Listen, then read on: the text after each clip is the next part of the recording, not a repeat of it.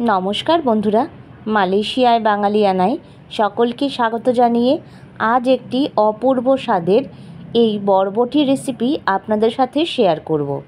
রেসিপিটা অত্যন্ত সাধারণ এবং খেতে হবে কিন্তু একেবারেই অসাধারণ। মাত্র দুটো উপকরণ দিয়ে এই রেসিপিটা বানাবো আর চটজলদি এই রেসিপিটা খুব কম সময়ে কম মশলায় তৈরি হয়ে যায়। তাহলে চলুন দেখে নিই। যারা বরবটি খেতে অপছন্দ করেন তারাও কিন্তু হাত চেটে খেতে বাধ্য হবেন এবং রুটি, লুচি, পরোটার সঙ্গে কিন্তু এই রেসিপিটা দুর্দান্ত লাগবে। এই রেসিপিটার জন্য এখানে আমি একটু ছোট সাইজের করে বরবটি কেটে নিয়েছি আর দুটো আলুও একটু ছোট সাইজের করে ডুমো ডুমো করে কেটে নিয়েছি।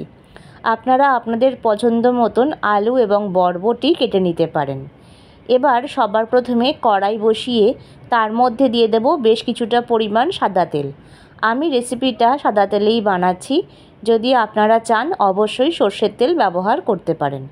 তেলটা গরম হলে সবার প্রথমে দিয়ে দেব কিছুটা পরিমাণ কালো জিরে আর দিচ্ছি একটা বড় সাইজের কুচনো পেঁয়াজ। পেঁয়াজটা আগেই আমি কেটে রেখে দিয়েছিলাম। এবার দিয়ে দিলাম দুটো লঙ্কা ফাটিয়ে।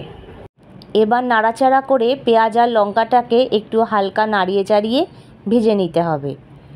রেসিপিটাকেও স্কিপ করবেন না, আর স্কিপ করলে পরে রেসিপিটা আমি কিভাবে বানাচ্ছি সেটা সম্পূর্ণ দেখতে পাবেন না, তখন কিন্তু রেসিপিটা খেতে এতটা টেস্টি হবে না।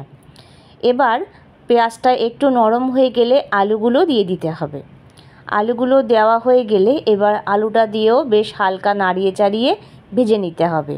এই রেসিপিটা কিন্তু এতটাই মুখরোচক হয়, বাঙালির ডাল ভাতের সাথে এই রেসিপিটা দুর্দান্ত লাগে।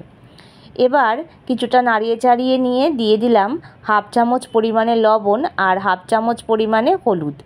আরও একবার নাড়িয়ে চাড়িয়ে নেব যাতে নুন আর হলুদটা বেশ সুন্দরভাবে মিলেমিশে যায়। আলুটাকে কিন্তু একটু সময় নিয়ে ভেজে নিতে হবে, একটু নরম করে।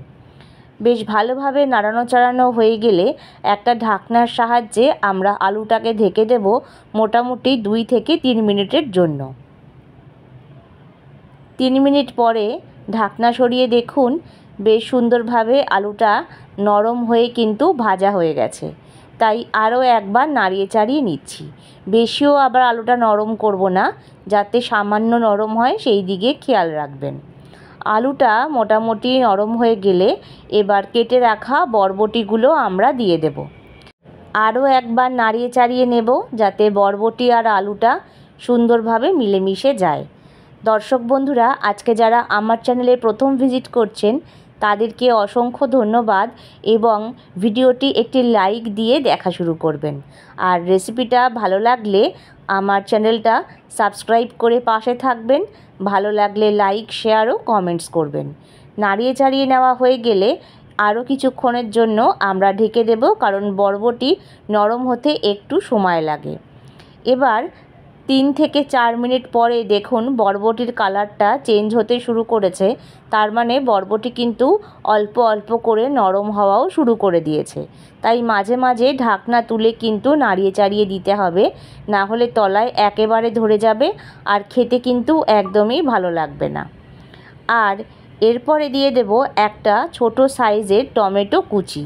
এই রেসিপিতে টমেটোটা অপশনাল, চাইলে আপনারা নাও দিতে পারেন, তবে টমেটোটা দিলে একটু টক টক ভাব আসে আর খেতে কিন্তু ভীষণ মুখরোচক হয়, খুব ভালো লাগে। নাড়িয়ে চাড়িয়ে নেব আর বরবটিটা সম্পূর্ণভাবে নরম হয়ে যাওয়ার পরেই কিন্তু টমেটোটা দেবেন। টমেটো আগে দিলে বরবটি আর আলুটা ভালোভাবে গলবে না। কিছুক্ষণ নাড়িয়ে চাড়িয়ে নিয়ে এবার দিয়ে দিচ্ছি হাফ চামচেরও কম সামান্য পরিমাণ ধনের গুঁড়ো। এখানে ধনের গুঁড়োটা দেওয়ার একটাই কারণ বরবটির নিজস্ব একটা গন্ধ থাকে, আর এই ধনের গুঁড়োটা ব্যবহার করলে পরে কিন্তু একদমই গন্ধটা কেটে যায়। রাত্রে লুচি, রুটি, পরোটার সঙ্গে এই রেসিপিটা কিন্তু খুব ভালো লাগে। একবার আমার মতন প্রসেসে বাড়িতে বানিয়ে দেখবেন। কিছুক্ষণ নাড়িয়ে চাড়িয়ে নিয়ে এবার এর মধ্যে দিয়ে দেব 2 চামচ পরিমাণে পোস্ত দানা। এই রেসিপিতে পোস্তটা দিলে একটা অসাধারণ স্বাদ নিয়ে আসে। রেসিপিটা তো এমনি খেতে ভালোই লাগে, কিন্তু এই পোস্তটা দেওয়ার ফলে আরও বেশি টেস্ট মনে হয়। একবার এইভাবে বাড়িতে বানিয়ে দেখবেন। আমি জানি সকলেই আপনারা বরবটি আলুর রেসিপি অনেকভাবেই বানিয়ে থাকেন, কিন্তু এইভাবে একবার বানিয়ে দেখবেন, তারপর অবশ্যই কমেন্ট বক্সে জানাবেন কেমন লাগলো। তারপর নাড়িয়ে চাড়িয়ে নিয়ে দিয়ে দেব 1 চামচ পরিমাণে চিনি। বরবটির রেসিপি একটু মিষ্টি স্বাদের হলেই খেতে ভালো লাগে। তারপর একবার নাড়িয়ে চাড়িয়ে নেব যাতে মিষ্টিটা সুন্দরভাবে মিলেমিশে যায়। রেসিপিটা কিন্তু ভাতের সাথেও খাওয়া যায়, আর লুচি রুটি পরোটার সঙ্গে তো কোনো কথাই নেই।